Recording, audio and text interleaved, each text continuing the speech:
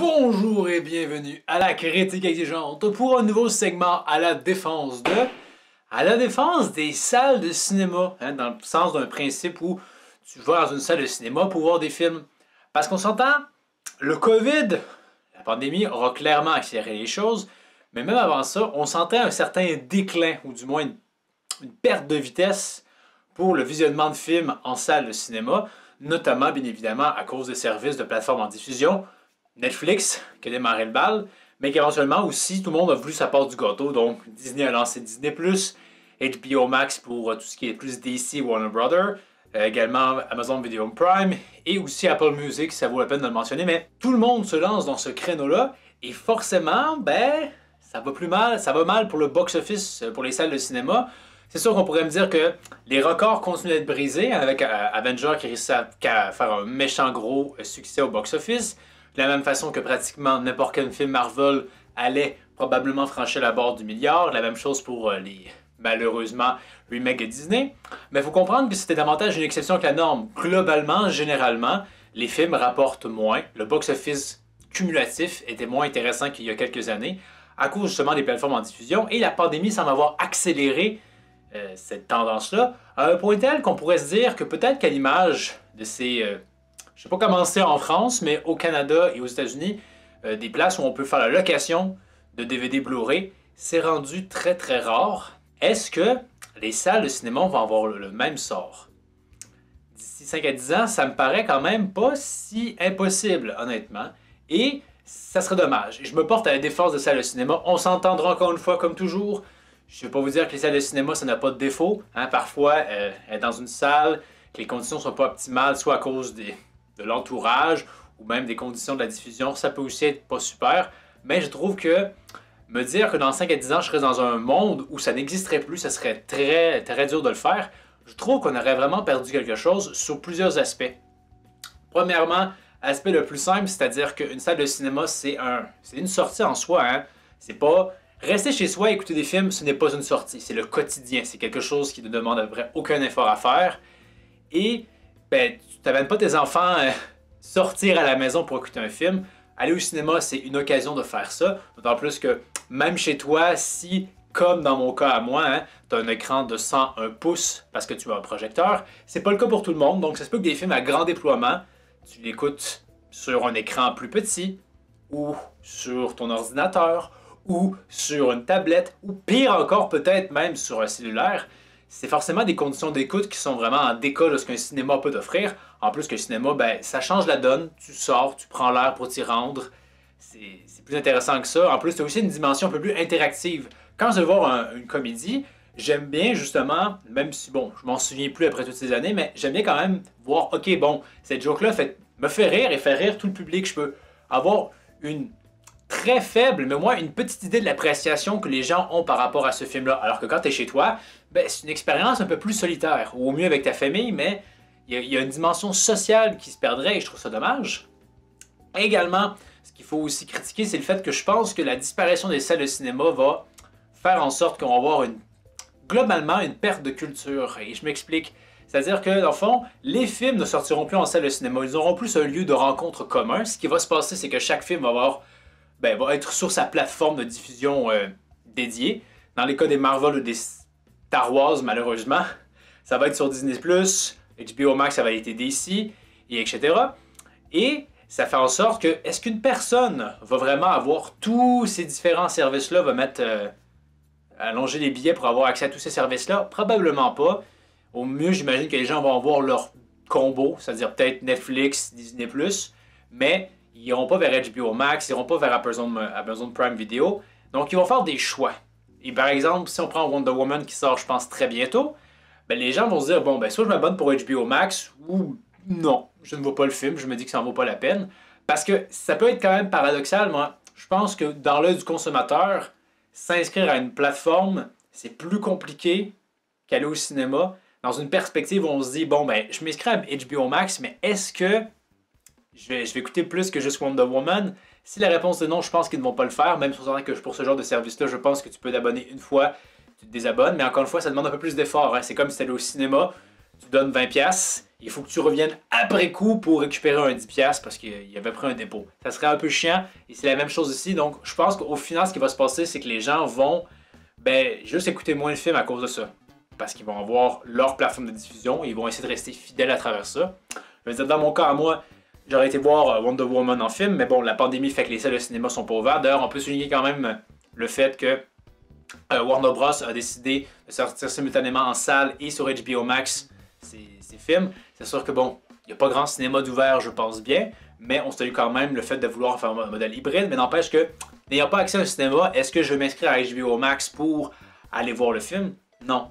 Non, je vois pas trop l'intérêt.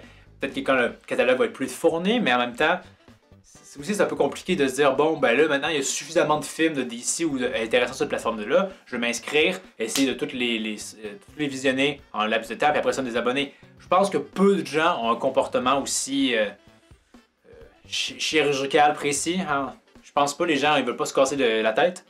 Donc, en ce sens-là, je trouve que vraiment beaucoup trop de gens vont passer à côté des films. Notamment, moi, les Marvel, déjà, j'allais pas les voir de gaieté de cœur. Maintenant, sachant qu'il faut que j'aille, je m'abonne à Disney Plus pour le faire, je pense que non, ça va être sans moi. Je vois pas trop d'intérêt. Peut-être par inadvertance, je suis chez quelqu'un qui possède Disney Plus ou de façon peut-être illégale. Mais autrement, non. Le cinéma, c'est un lieu simple, une rencontre commune de tous ces différents films-là. Maintenant, quand il faut aller derrière tous ces différents services de diffusion, je pense que c'est un peu plus un casse-tête et que globalement, la culture va s'en retrouver pénalisée. Également aussi, il y a aussi une cannibalisation. Ouais, je pense que je réussis peut-être à bien dire. C'est-à-dire que donc, déjà Netflix, si on veut, c'est un lieu de rencontre d'à peu près n'importe quoi. Du documentaire, des téléséries et des films. Ben, si les salles de cinéma meurent, c'est encore plus le cas. Et ça fait en sorte que même quand un film sort, il y a comme un buzz qui est moins fort parce que justement, c'est davantage du sélection. Donc, ceux qui vont voir toujours Wonder Woman comme exemple, c'est vraiment juste ceux qui ont HBO Max. Parce que t'as plus un lieu commun d'affaires. Donc, on dirait, hey, est-ce que tu as vu Wonder Woman? Non, non, j'ai pas HBO Max. Et voilà. Alors qu'avant, ben, c'est simple, tu vas au cinéma, tout le monde peut voir le film. D'autant plus que, à travers les salles en cinéma, on avait quand même. C'était assez rigoureux, là. On savait les chiffres du box-office, c'est quelque chose que beaucoup de gens aimaient regarder. On pouvait déjà savoir, bon, ben, ce film-là a bien fonctionné au box-office, donc il y a un certain succès à la limite populaire. Maintenant, sur une plateforme de diffusion, je pense que ça possible d'avoir des chiffres, mais c'est toujours un peu plus obscur. On dirait qu'ils sont un peu plus. Ceux qui produisent ces services de diffusion en continu veulent plus garder les chiffres pour eux. Ils n'hésiteront probablement pas à les montrer s'ils sont bons, mais s'ils sont mauvais, ils vont probablement plus les garder pour eux. Et c'est là que je trouve aussi que c'est dommage. Il y a moins de transparence à travers ça, il y a moins un engouement qui va se passer quand on sort un film. C'est sûr que bon, ça existe également sur ces plateformes de diffusion-là. Je me souviens que j'ai oublié le titre du film, là, mais quand il faut pas qu'ils regardent les monstres parce que ça va les pousser à se suicider, ce film-là avait quand même réussi à faire quand même le buzz en dépit de se mettre sur Netflix. Mais il faut comprendre que à l'époque, Netflix avait pas forcément le monopole, mais le quasi-monopole. Si les salles de cinéma disparaissent et que les services en diffusion vraiment il y a davantage une concurrence qui s'établisse, je pense qu'il y aura un peu moins de buzz à ce niveau-là et je trouverais ça dommage. Et dernier point pour se porter à la défense des salles de cinéma, c'est bien évidemment le fait que je pense que les salles de cinéma, ça crée plusieurs emplois, qui peuvent quand même être des emplois souvent, je pense, étudiables, mais quand même intéressants. Hein, tu peux voir des films et travailler en même temps. Je pense que c'est plus gratifiant que travailler dans un McDonald's, par exemple. C'est sûr que les services de télé en diffusion ou de diffusion en continu de streaming, peu importe, ça va probablement créer des emplois, mais beaucoup moins et beaucoup plus spécialisés. Et c'est bien que ces emplois-là existent, mais ça se fasse au détriment de la perte de probablement plus d'emplois pour des jeunes. Je pense qu'il y a quelque chose de dommage. Donc vraiment, la perte des cinémas, à mon avis, ça serait très dommage. Un peu de la même façon où j'aurais pu en faire, hein, c'est sur la location des DVD et des Blu-ray. Je trouve aussi que c'est très dommage, dans le sens où c'est un modèle intéressant. Aussi l'achat, tout simplement, parce qu'il faut aussi comprendre que le danger avec la perte des salles de cinéma, c'est que ça va juste accentuer la diffusion en streaming. Et d'ailleurs, ça se voit même dans le jeu vidéo. Et la problématique, c'est qu'il faut se rendre compte qu'il y a quelque chose, c'est qu'on ne possède rien.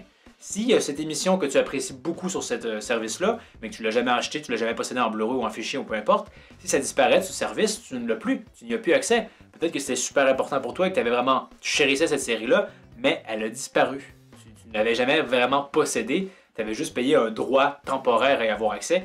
Et perdre ça, je trouve que c'est dommage, cette capacité à posséder un bien artistique afin de le conserver pour soi, au cas où si ça disparaissait.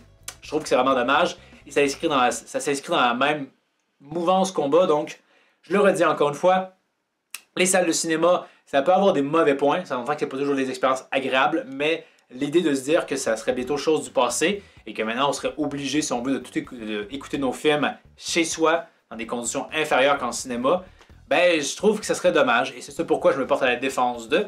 Mais bon, peut-être que c'est un combat voué à l'échec, un peu comme la location de DVD et de Blu-ray. Seul le futur pourra nous le dire. Mais vous, quelle est votre opinion par rapport à ça? Seriez-vous triste si jamais les salles de cinéma, ça n'existait plus, ou du moins que ça devenait vraiment un phénomène très très marginal? Faites-moi part de tout ça dans les commentaires. Pour la prochaine critique exigeante, je crois que je vais faire comme l'année passée, bien que ces vidéos-là sont toujours un peu moins populaires.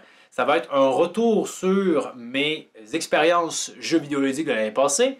Il y a quand même quelques jeux que j'ai pu essayer parce qu'un ami m'a passé à PlayStation 4, donc Resident Evil 2 Remake que je voulais essayer depuis un bon moment, et Final Fantasy 7 Remake. Et là-dessus, je risque d'être un petit peu très critique envers ce jeu qui malheureusement était à mon avis hautement perfectible. Donc merci d'avoir regardé, n'hésitez pas à aimer, partager, vous abonner et tout le bon vieux tralala. Et je vous dis à la prochaine critique exigeante. The tallest man in the theater! Whose movie experience am I going to ruin today? Is it going to be you? Or